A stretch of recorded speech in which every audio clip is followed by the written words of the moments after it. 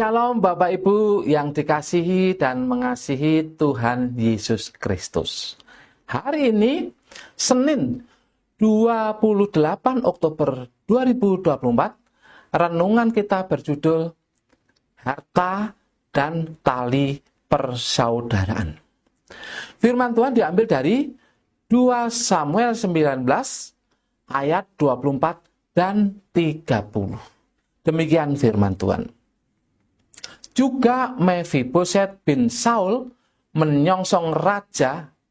Ia tidak membersihkan kakinya dan tidak memelihara janggutnya, dan pakaiannya tidak dicucinya sejak raja pergi sampai hari ia pulang dengan selamat.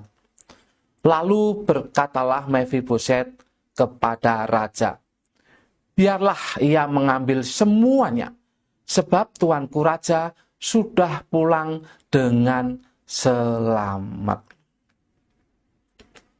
2 tahun sebelum ayah saya meninggal, kami anak-anaknya berkumpul untuk membicarakan tentang harta warisan. Hal ini kami lakukan agar kelak setelah ayah kami tiada, kami tidak ada ribut karena harta. Harta ayah saya sebenarnya tidak begitu banyak. Hanya beberapa bidang tanah dan 1 rumah. Tetapi saya agak kecewa ketika ayah saya membagi warisan tersebut. Ternyata dia sudah memutuskan pembagian tanah itu atas saran saudara perempuan saya yang paling tua. Jadi, saya tidak dimintai pendapat, hanya tinggal menerima apa yang sudah dibagikan oleh ayah saya. Padahal, dalam budaya kami, perempuan seharusnya tidak mendapat warisan, kecuali diberikan oleh saudaranya laki-laki. Tetapi, agar tidak mengecewakan ayah, saya terima saja warisan itu. Tetapi saya melihat bahwa 2 saudara ipar saya yang tinggal di kampung seperti tidak puas dengan pembagian warisan itu. Apalagi merekalah yang selama ini mengurus orang tua di kampung. Mereka merasa lebih berhak untuk mendapatkan warisan saya. Akhirnya saya dan istri memutuskan bahwa kami tidak mau pusing soal warisan itu. Biarlah itu untuk saudara-saudara saya yang di kampung. Terserah apakah mereka mau mengelolanya atau bahkan memilikinya. Kami tidak mau tahu lagi. Kami hanya berharap bahwa Tuhan memberkati kami dengan cara yang lain. Dan ketika ayah saya meninggal, 2 tahun kemudian, saya pulang ke kampung dan tidak lagi menyinggung sama sekali tanah warisan saya.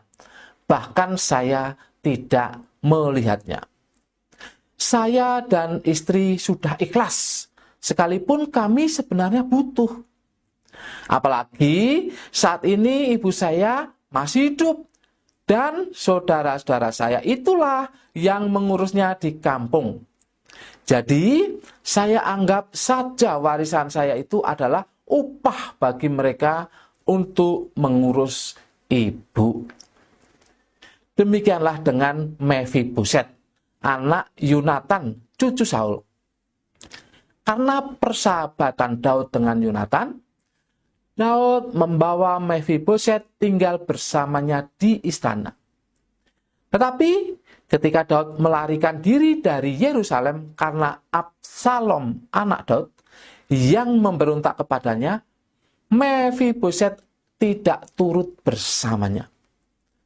Dan ketika Daud kembali ke Yerusalem setelah kematian Absalom, Mephiboset turut menyambutnya.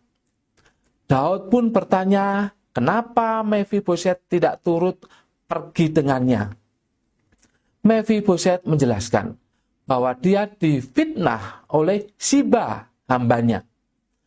Ketika Mephiboset memerintahkan Siba untuk mempersiapkan keledai baginya, Siba malah pergi dan meninggalkan Mephiboset. Tetapi Daud tidak menghukum Siba atas kebohongannya. Daud justru membagi tanah Mephiboset yang dikelola oleh Siba, separuh untuk Mephiboset dan separuh lagi untuk Siba. Namun anehnya, Mephiboset justru berkata agar tanah itu diberikan saja untuk Siba semua. Yang penting Daud telah pulang dengan selamat. Mephiboset mengalah kepada hambanya. Suatu hal yang sangat tidak lazim pada masa itu. Memang harta bukanlah suatu hal yang harus dipertahankan mati-matian. Yang terpenting adalah hubungan persaudaraan tetap terjaga dengan baik. Kata-kata bijak hari ini adalah, harta itu penting, tetapi kasih persaudaraan lebih penting dan lebih berharga daripada harta apapun di dunia ini. Mari kita berdoa menutup renungan kita hari ini. Bapa, Engkau adalah sumber segala berkat. Aku percaya Engkau mampu memberkatiku melebihi harta yang bisa kudapatkan. Dalam nama Yesus, aku berdoa. Amin. Tuhan memberkati Bapak, Ibu, saudara-saudari sekalian. Shalom Bapak Ibu yang mau menambahkan interior dinding rumah, kami menyediakan beberapa pilihan yang kami punya, seperti Sampai Masa Tuamu, Berilah Rejeki Kami, Sekiranya Engkau Memperhatikan, Jesus Love Me. Bentuk salib seperti ini. Dan masih banyak bentuk dan motif lainnya. Kami juga menyediakan buku renungan Mana Sorgawi. Silahkan kunjungi lapak kami di Tokopedia, Shopee, Bukalapak. Terima kasih. Tuhan Yesus memberkati.